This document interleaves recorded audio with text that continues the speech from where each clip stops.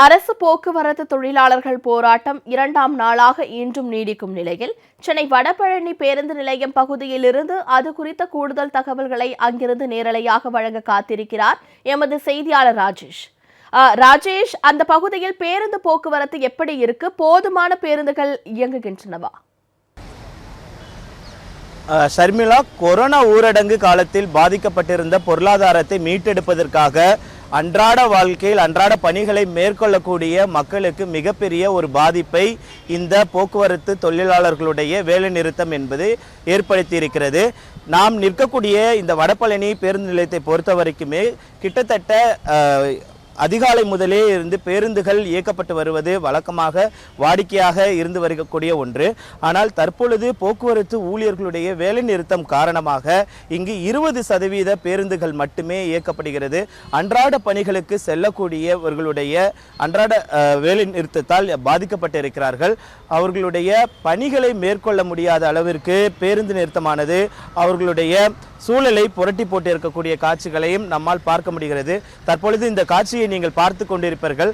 ஒரு பேருந்திற்குள்ளாக எத்தனை பயணிகள் பயணிக்க வேண்டிய ஒரு சூழல் இருக்கிறது என்பதை நீங்கள் பார்க்கலாம். கொரோனா காலகட்டம், கொரோனாவுடைய 2ஆம் கட்ட நிலையில் நாம் இருக்கிறோம். அதாவது கொரோனா பரவக்கூடிய ஒரு அச்சமான சூழல் இருக்கிறது என்று சுகாதாரத்துறை சார்பாக தெரிவித்து வரக்கூடிய இந்த சூழலில் தான் நாம் தற்பொழுது பார்க்கலாம். ஒரு சமூக இடைவெளி என்பது கூட இல்லாமல் தற்பொழுது பயணிகள் பயணிக்கக்கூடிய ஒரு ஆபத்தான ஒரு சூழல் தான் இருக்கிறது.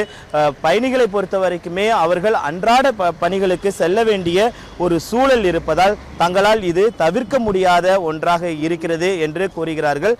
நாம் இங்கே இருக்கக்கூடிய பயணிகளிடத்திலே கேட்கலாம். சார், நீங்கள் எங்கேருந்து எங்கே போகிறீங்க? எவ்வளோ நேரம் வெயிட் பண்ணுறீங்க? நான் இப்போ காலைவரை வெயிட் பண்ணுறேன். காரம்பாக்கத்துலேருந்து வடபழனி வந்து இறங்கினேன். வந்தாக்கா பஸ் எதுவும் வரல. இப்போ நான் பட்டம் பார்க்க போகணும். 5க்கு வரணும். எவ்வளோ கஷ்டமாக இருக்குது? கஷ்டம் எதிர்பார்த்து டைமுக்கு போக முடியல. வேலைக்கெல்லாம் ஒரு நாள் பொழுது போச்சு. 10 நிமிஷம் போனாலும் வீட்டுக்கு போகணுமோ. ஆமாம். இன்னொரு பயணி கூட நம்ம இடத்துல இருக்கிறார். அவரிடத்திலும் கேட்கலாம். சார், நீங்கள் எவ்வளோ நேரமாக வெயிட் பண்ணுறீங்க? எங்கேருந்து எங்கே போனால் நீங்கள் என்ன வேலை பார்க்குறீங்க? நான் சாஃப்ட்வேர் இன்ஜினியர் ஒர்க் பண்ணுறேன் சார். என் ஃப்ரெண்டு வரணுன்னு பார்த்தா வரலன்னா பஸ்ஸுக்காண்டி வெயிட் பண்ணேன். நேற்று நடக்க ஒரு 8 மணி நேரம் 1/4 மணி நேரமாக வெயிட் பண்ணால் பஸ்ஸு வரலன்னா அதுதான் இப்போ வெயிட் பண்ணுறேன் சார். எவ்வளோ கஷ்டமாக இருக்குது சார்? ஃபீலிங் தான் சார். நீங்கள் பொதுமக்களிடையே கேட்கும் பொழுது அவர்கள் கூறியிருப்பதை நீங்கள் கேட்டிருப்பீங்க ஷர்மிளா. அதாவது அன்றாட பணிகளுக்கு தங்களால் செல்ல முடியாத ஒரு சூழல் இருக்கிறது. அதே நேரத்தில் போக்குவரத்து தொழிலாளர்களை பொறுத்த வரைக்குமே போக்குவரத்து தொழிலாளர்களிடத்தில் பேசும் பொழுது அவர்கள் ஊதிய உயர்வு, பணிமூப்பு அடிப்படையில் ஓய்வூதியர்களுக்கான அந்த ஊதிய கொடுக்க வேண்டிய பணத்தை அரசு முறையாக கொடுக்க வேண்டும் உள்ளிட்ட கோரிக்கைகள் அவர்கள் வலியுறுத்தியிருப்பதாக அவர்கள் கூறியிருக்கிறார்கள். அதே நேரத்தில் அவர்களுடைய கோரிக்கையும் நியாயமானதாக இருக்கிறது. பல்வேறு கட்ட போராட்டங்களை அவர்கள் முன்னெடுத்திருக்கிறார்கள். அந்த போராட்டத்தின் வாயிலாகவும் அவர்கள் தங்களுடைய கோரிக்கைகளை அவர்கள் தொடர்ந்து அரசுக்கு வலியுறுத்தி இருக்கிறார்கள். அதே நேரத்தில் இடைக்கால நிவாரணமாக தமிழக அரசு 1000 ரூபாய் தருவதாக அவர்கள் அறிவித்திருந்த போதிலும் அதனை ஏற்க மறுத்து தொழிலாளர்கள் இந்த போராட்டத்தில் ஈடுபட்டிருக்கிறார்கள். தம்பி, நீங்கள் எங்கேருந்து எங்கே போகிறீங்க? எந்த ஸ்கூல் படிக்கிறீங்க? Velankanni school uncle. எவ்வளோ நேரமாக வெயிட் பண்ணுறீங்க பஸ்ஸுக்காக? இப்போ தான் வந்தேன் கொஞ்ச நேரத்தில். பஸ் இருக்கா? இல்லவே இல்லை. நேற்று இல்லை. எவ்வளோ கஷ்டமாக இருக்குது? ரொம்ப கஷ்டமாக தான் இருக்குது. டைம் போக முடியுதா ஸ்கூலுக்கு? லேட்டாக தான் போகிறேன் நடந்து. நேற்று எப்படி போனீங்க? நேற்று நடந்து தான் போனேன். எவ்வளோ கிலோமீட்டர் நடந்து போனீங்க? ஒரு 3 கிலோமீட்டரு. சார், நீங்கள் எங்கேருந்து எங்கே போகணும் சார்? நம்ம சூளை போகணும் 37. ஒழுங்காக 4 மணி நேரமாக இருக்கேன், ஒரு பஸ்ஸும் இல்லை. நேற்று நைட்டே ஆட்டோ பிடிச்சி தான் வந்தேன் மாறி. ரொம்ப கஷ்டமாக இருக்குது சார். திடீர்னு இந்த டயத்தில் போய் பண்ணிட்டு இருக்காங்க. எலெக்ஷன் வச்சுருக்காங்க. இப்போ மக்கள் கஷ்டப்படுற மாதிரி இருக்குது. உங்களுக்கு எவ்வளோ கஷ்டமாக இருக்குது சார்? நீங்கள் ரொம்ப கஷ்டமாக. நேற்று நைட்டும் மாறி தான் வந்தேன் ஆட்டோ பிடிச்சி. இப்போ நிற்கிறேன் 4 மணி நேரமாக பஸ்ஸே 37 காணுங்க. ஷர்மிளா, நீங்கள் கேட்டிருப்பீங்க பொதுமக்களுடைய அதாவது அவர்கள் குறித்த நேரத்திற்கு அவர்களுடைய பயணத்தை மேற்கொள்ள முடியாத ஒரு சூழல் இருப்பதாகவும் பள்ளிகள் கல்லூரிகளுக்கு செல்லக்கூடிய மாணவர்களுக்கும் இதே நிலைதான் ஏற்பட்டிருக்கிறது. அம்மா, நீங்கள் எங்கேருந்து எங்கே போகிறீங்கம்மா? எவ்வளோ நேரம் வெயிட் பண்ணுறீங்க? நாங்கள் சிம்மே நகர்லேருந்து பாண்டி பஜார் வேலைக்கு போகிறோம்.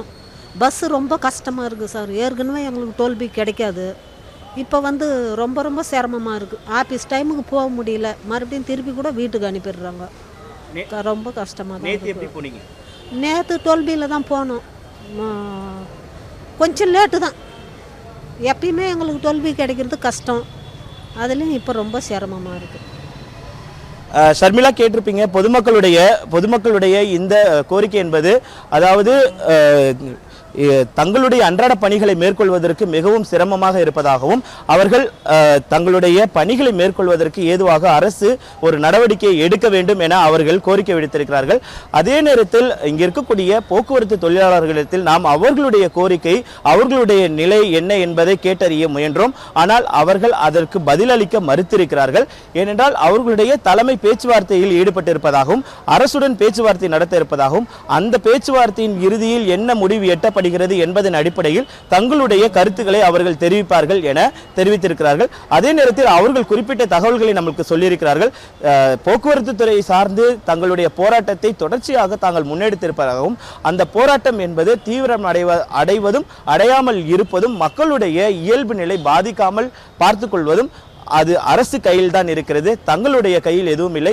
இடைக்கால நிவாரணம் என்பது ஒரு தேர்தலுக்கான யுக்தியாக தமிழக அரசு பயன்படுத்துகிறது. அதனை தங்களால் ஏற்க முடியாது. தொடர்ச்சியாக இந்த வேலைநிறுத்தம் தொடரும் என அவர்கள் அறிவித்திருக்கிறார்கள். இந்த அறிவிப்பு என்பது பொதுமக்களுக்கு மிகப்பெரிய ஒரு சிரமத்தை ஏற்படுத்தியிருப்பதாகத்தான் தெரிகிறது. ஷர்மிளா, தகவல்களை பதிவு செய்தமைக்காக நன்றி ராஜேஷ்.